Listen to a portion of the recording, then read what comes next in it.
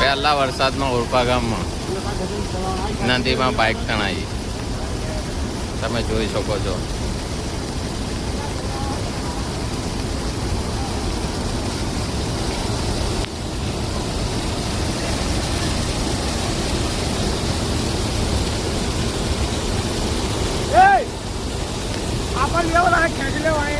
પણ આ ઉપર કેવી રીતે ચડાવવાના? અરે એમ છે કને જવા દે ને પેલી બાજુ કાલ લેવાને આગળ.